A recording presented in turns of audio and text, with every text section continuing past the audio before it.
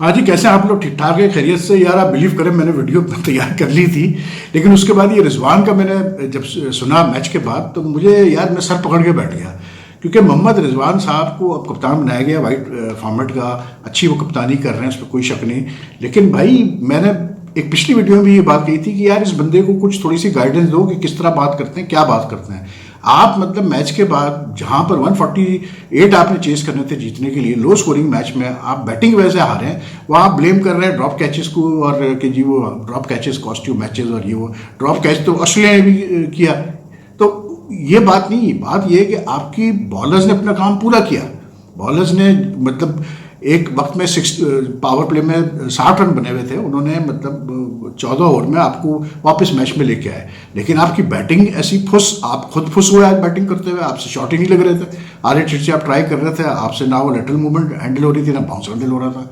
तो जब आपका टॉप ऑर्डर ही नहीं चल रहा भाई रिजवान साहब, तो जब आप खुद एज ए कप्तान रन नहीं कर रहे हैं, तो फिर आप क्या एक्सपेक्ट कर रहे हैं यार? कि मतलब आप क्यों ब्लेम कर रहे हैं बॉलर्स को या फील्डर्स को? या आप ब्लेम करें अपने आप को, या आप ब्लेम करें अपने टॉप ऑर्डर बैट्समैनों को कि उन्होंने किस तरह से मतलब कैसे बोलते हैं बिल्कुल फालतू बैटिंग की है।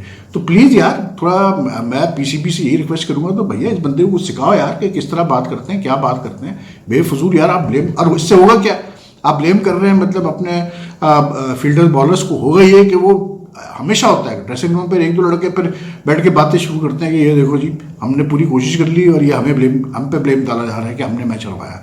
तो ये चीज़ें ना करें। रिजवान को जरा थोड़ा सा आई थिंक मतलब समझाने की ज़रूरत है इस बात के ऊपर। बाकी यार मतलब मैच के ऊपर तो मैं और मजीद बात करूंगा, लेकिन कुछ चैंपियंस ट्रॉफी के ऊपर मतलब एक बड़ी मेजर डेवलपमेंट है, उस पर बात करनी है। और उससे पहले यार आप लोग से ये रिक्वेस्ट है कि अगर आप लोग मेरा चैनल फॉलो करते हैं और मेरी वीडियो आप देख रहे हैं, पसंद आ रही है, तो काइंडली टाइम निकाल के सब्सक्राइब का बटन जरूर दबाएं, साथ में बेल आइकॉन का बटन भी दबा दें कि आपको लेटेस्ट नोटिफिकेशन अपडेट्स मिल जाया करें।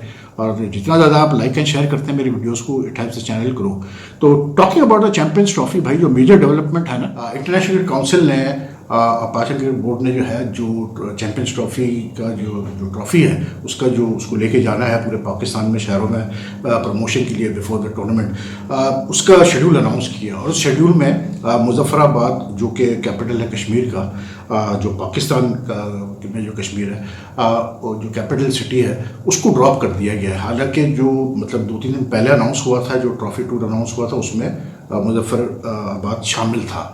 और I can tell you this कि मुजफ्फराबाद में कश्मीर में बहुत भाई क्रेज़ है क्रिकेट का, क्योंकि वहाँ पर हमने एक टूर्नामेंट कवर किया था जियो सुपर की तरफ से। And the crowd that turned up, and मतलब जिस तरह लोगों का हम बाहर निकलते थे, तो जिस तरह लोगों का मुजफ्फराबाद में इंटरेस्ट होता था क्रिकेट में, पहचानते थे वगैरह सवालात ये वो, तो like there is a lot of interest for cricket. Unfortunately Pakistan cricket board has agreed to the ICC मतलब कि जी मुजफ्फराबाद को ना शामिल किया जाए। हालांकि इनिशियली प्लान ये था कि जैसे मुजफ्फराबाद हो गया, नथिया गली हो गई, मरी हो गया, एक्टाबाद वगैरह, ये सारे टूरिस्ट स्पॉट्स है बेसिकली। तो ये क्या ये रहता है, पाकिस्तान क्रिकेट बोर्ड का कहना ये था कि ये हम चाह रहे हैं कि हमारे टूरिस्ट स्पॉट जो है वो प्रमोट हो during the champions trophy tour.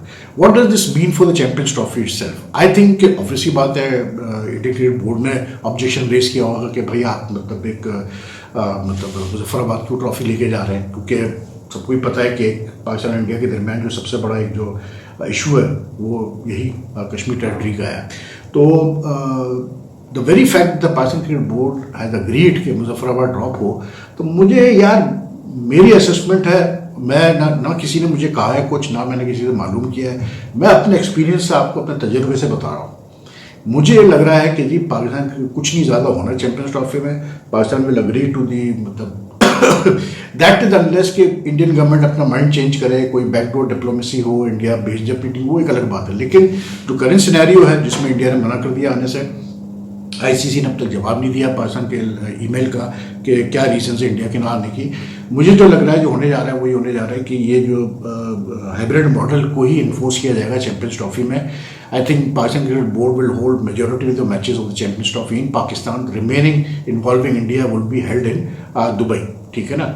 अब रही बात उसमें वही एक जो मसला है कि जी इंडिया का इंसिस्टेंस है कि दुबई में फाइनल कराओ, पाकिस्तान का इंसिस्टेंस है कि लाहौर में कराओ, तो उसमें आई थिंक मोस्ट वाली they will hold of, they can even do this and they will I think do this is कि अगर इंडिया क्वालिफाई करता है तो फिर शायद दुबई में फाइनल हो, और अगर इंडिया क्वालिफाई नहीं करता इस फाइनल के लिए तो then I think most only Pakistan Lahore में इसको होस्ट करेगा, क्योंकि दुबई और लाहौर वगैरह में कोई ऐसा डिस्टेंस नहीं है ट्रैवलिंग का, कोई इतना बड़ा इशू नहीं है, मतलब it takes less than a day to move things and all that sort of stuff. तो मुझे लग रहा है ये होने जा रहा है, मुझे नहीं लग रहा कोई विड्रॉल होगा चैंपियंस ट्रॉफी से, ऐसी कोई चीज़ नहीं होने वाली। हाँ, ज़्यादा हो सकता है तो शायद पाकिस्तान क्रिकेट बोर्ड ये डिसाइड कर ले कि जी इन फ्यूचर इंडिया नहीं जाएंगे खेलने के लिए इंडिया से एनी आईसीसी इवेंट, उसके अलावा और कुछ नहीं होता मुझे नज़र आ रहा है। होगी चैंपियंस ट्रॉफी, पाकिस्तानी होस्ट करेगा, और होगी हाइब्रिड मॉडल के तहत India playing all its matches in Dubai और any other venue in UAE and Pakistan playing here. जो पाकिस्तान इंडिया का मैच है वो भी मोस्टली आई थिंक दुबई में ही होगा, क्योंकि इस पर भाई सीधी बात है, जोर ज़्यादा बीसीसीआई का है, आईसीसी उनकी सुनती है and they are strong because वहाँ से सारे रेवेन्यूज आते हैं। तो मोस्टली आई थिंक जो बीसीसीआई पुश करेगा वो उसी के लिए उनको सुनना पड़ेगी। तो this is what I feel is going to happen with champions trophy. रही बात मैच की, यार देखें मैच में सीधी सी बात है, आप 140 कैसे बोलते हैं 8 चेस कर रहे हैं जीतने के लिए, ठीक है। अब आप जब पहले 9 ओवर में आप अपना मतलब यानी कि पावर प्ले में कोई बाउंड्री नहीं, कोई छक्का नहीं, उसके बाद 90 ओवर में जाके रिजवान साहब पहली बाउंड्री मारते हैं, ठीक है ना, पहला चौका मारते हैं, तो फिर आप कैसे पूरा करेंगे यार, चेस आप कर ही नहीं सकते ना। वैसे भी ये पिच ऐसी नहीं थी जिसपे कोई 148 कोई आसान होने थे बनने के लिए, क्योंकि ऑलरेडी जब ऑस्ट्रेलिया बैटिंग कर रहा था आफ्टर द इनिशियल मतलब फर्स्ट फ्यू ओवर्स, उसके बाद से आपको नजर आ रहा था कि बॉल थोड़ा सा फंस रहा है इस पिच के ऊपर, इतना आसान नहीं खेलना, और थोड़ा सा मतलब बॉलर्स को हेल्प था, सीमर्स को भी और इवन स्पिनर्स को भी थोड़ा सा मतलब हल्का सा ग्रिप मिल रहा था, जिसकी वजह से बैट्समैन को मतलब टाइमिंग में मुश्किल हो रही थी।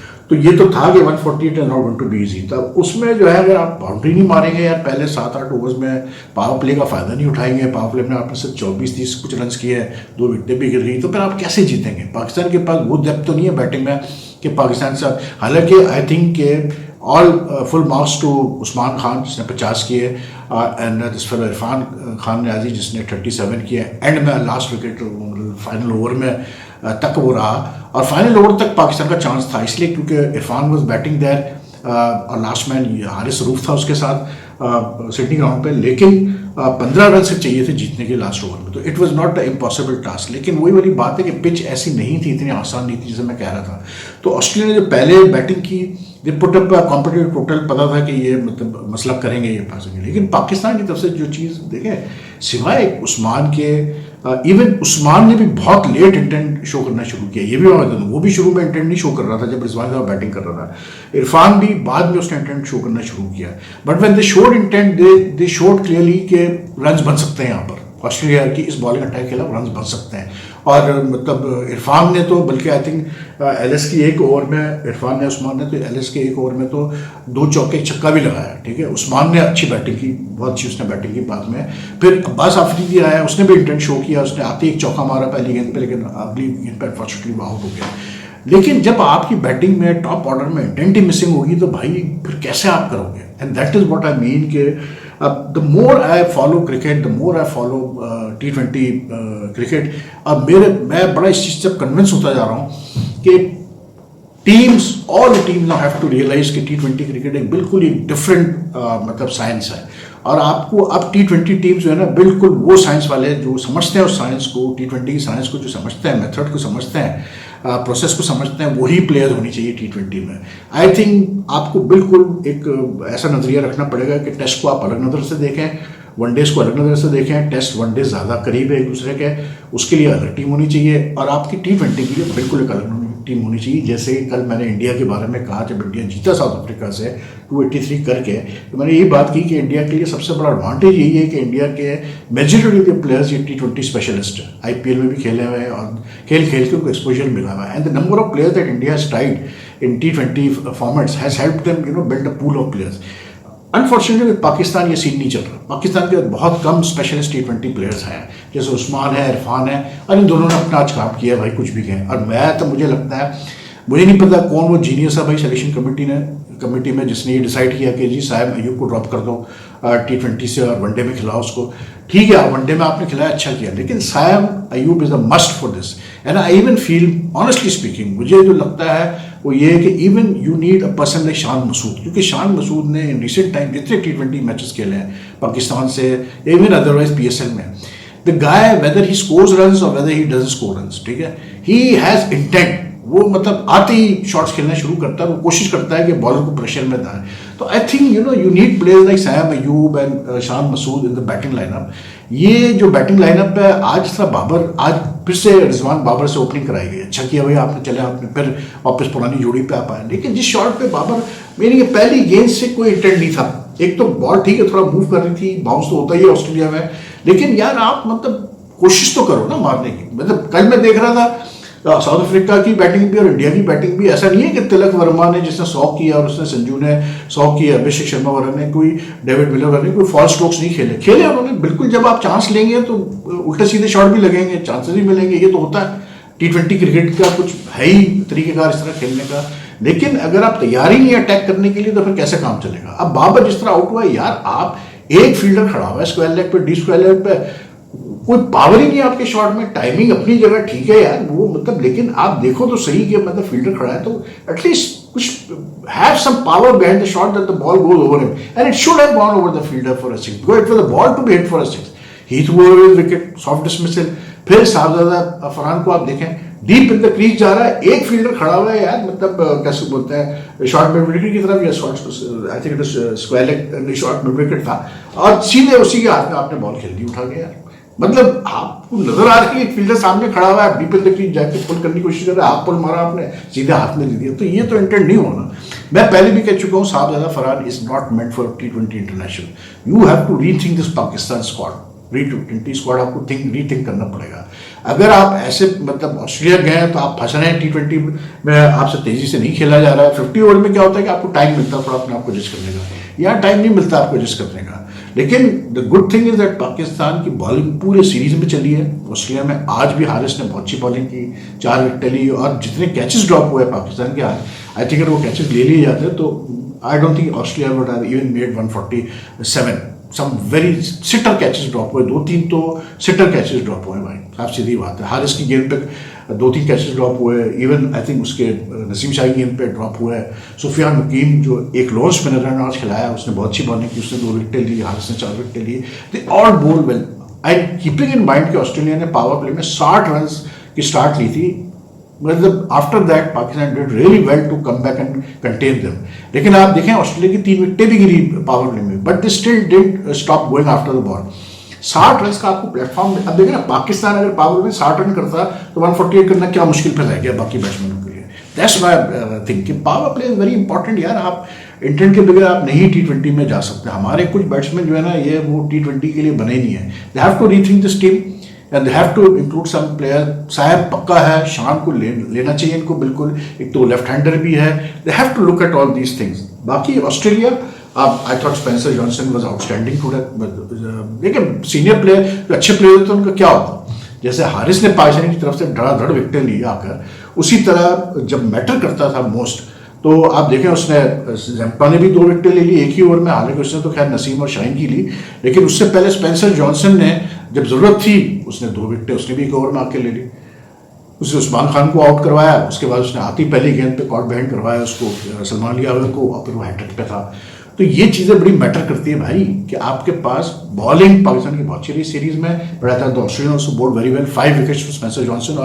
और ये मैं देख रहा था नीचे वो चल रहा था टिकर के, इवन जो बिग बैश का लास्ट फाइनल हुआ था उसमें भी इसने 5 विकेट या 4 विकेट ली थी इसी ग्राउंड पे सिडनी पे। तो आई थिंक थोड़ा सा पाकिस्तान की batting definitely needs to rethink. You shouldn't be sitting out players like Saim Ayub and Shan Masood from T20. कोई सेंस नहीं बनता कि ये इंटेंट वाले प्लेयर्स है भाई, चलेंगे तो रन तेजी से करेंगे, नहीं चलेंगे तो जैसा हर प्लेयर के साथ T20 वैसे होगा। लेकिन Pakistan I think should have one this match.